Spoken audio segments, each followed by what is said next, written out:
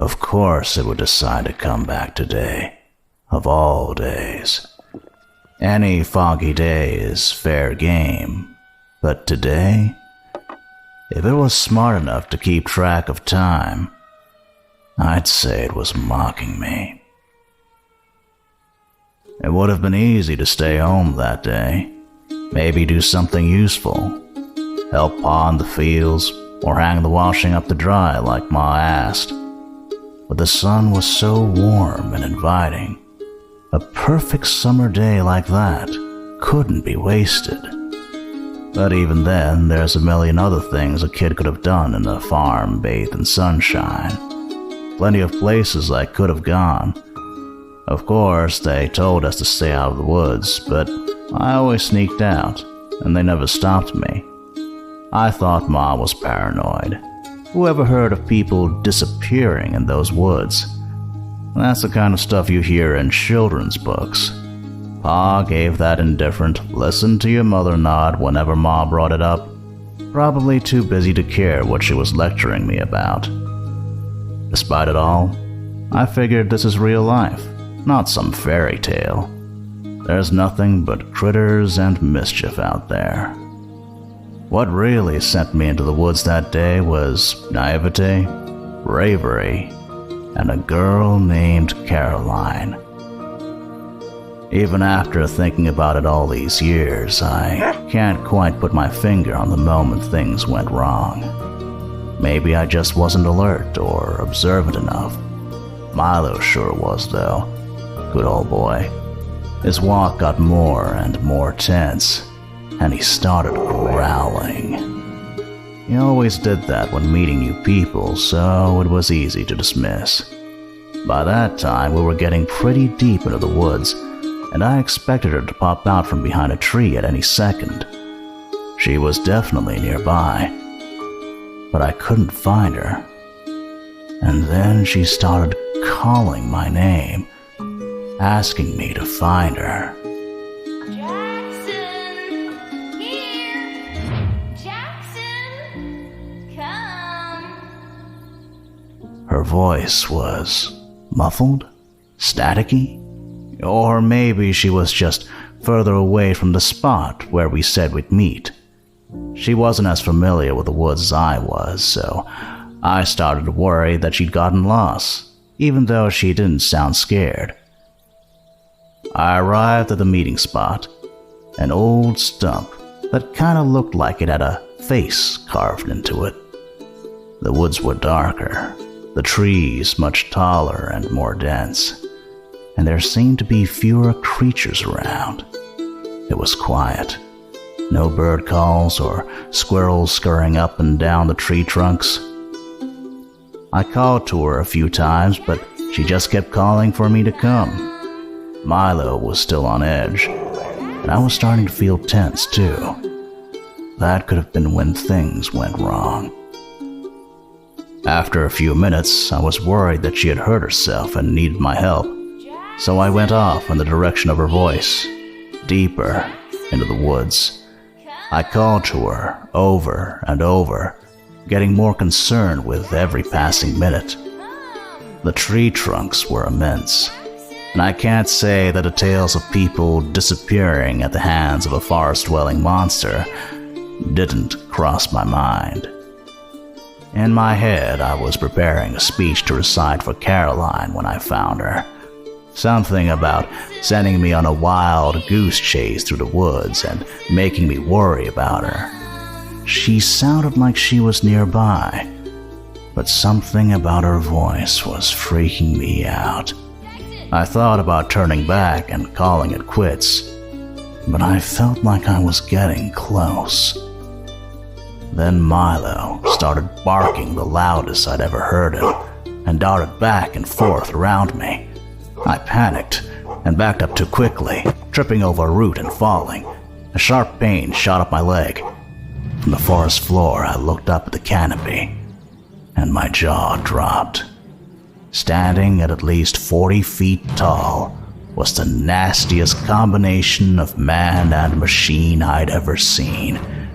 Its arms and legs were so thin, I could see the outlines of veins and bones beneath the skin. There wasn't a bit of flesh on its torso either.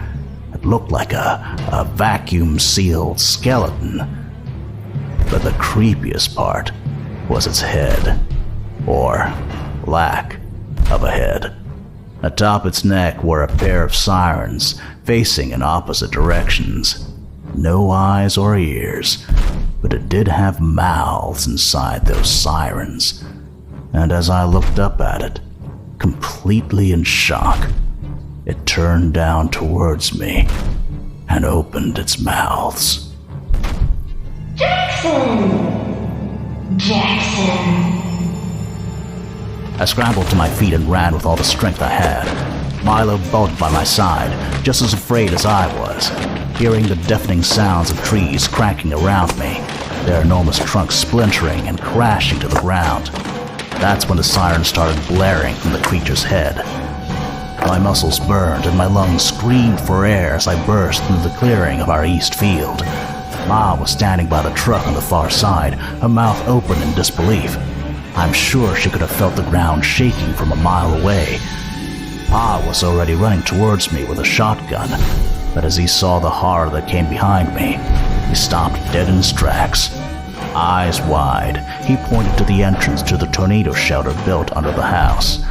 I didn't think that was going to be enough to keep us safe from this behemoth, but my body was giving out. The pain in my leg from falling in the woods was growing with every stride. I put everything I had into that last stretch of my sprint to the shelter. Milo managed to keep pace, and Pa ran ahead to unbolt the door. Ma broke out of a trance and scrambled towards the shelter too. The sirens blared on, though ironically there was no tornado. The door flew open and Pa dove inside. Milo leaped in ahead of me, and I stumbled in a few seconds later. It took a few beats for me to realize Ma hadn't come stumbling through the door behind me. She was running as quickly as she could manage, wild eyes staring right into mine, screaming the whole way. But the thing was faster than her. Its final step toward her shook the ground so intensely, I thought the house was going to come down on top of us. She was knocked off her feet, and its massive hand came down on top of her. I looked away, but Pa was transfixed. I'd never seen such helplessness and pain on his face. Ma cried out my name as it lifted her up, then turned to walk back towards the woods. We couldn't do anything but watch. Jackson, come.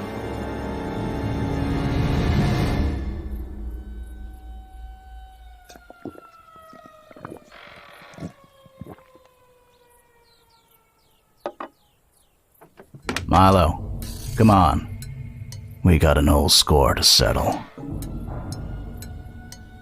There hasn't been a day in my life I haven't thought about that morning. Thought about that thing. How it ruined our family, ruined our lives. I've mourned Ma every day, and never even knew what happened to her. How she might have died, whether it tortured her or not, or if it just kept her prisoner somewhere. I lost Pa that day too. He blamed me for the whole mess, started drinking, and eventually left.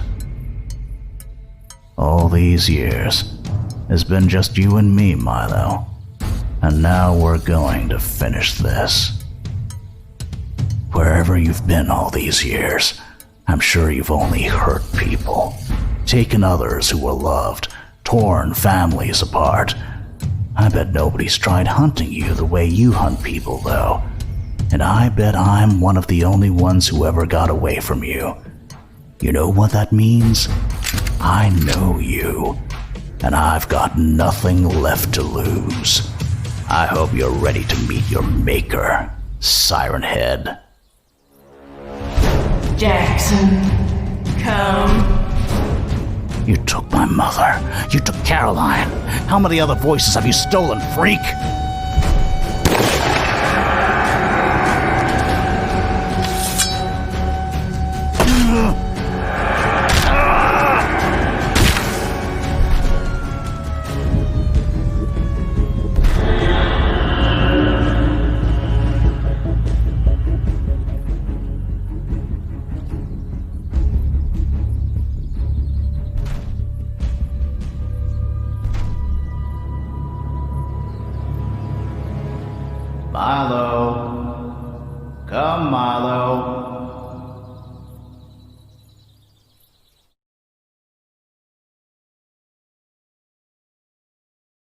Thank you all for watching the video.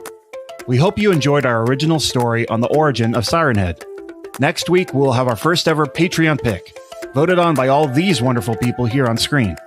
If you want a chance to vote on what SCPs we cover in future episodes, check out the Patreon page linked in the description below.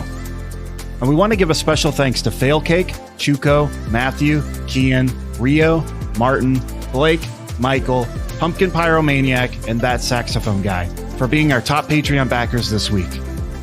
Also, if you want to get your hands on some sweet SCP merch, including our brand new Tickle Monster mugs, check out our store at newskapepro.com. See you all next week.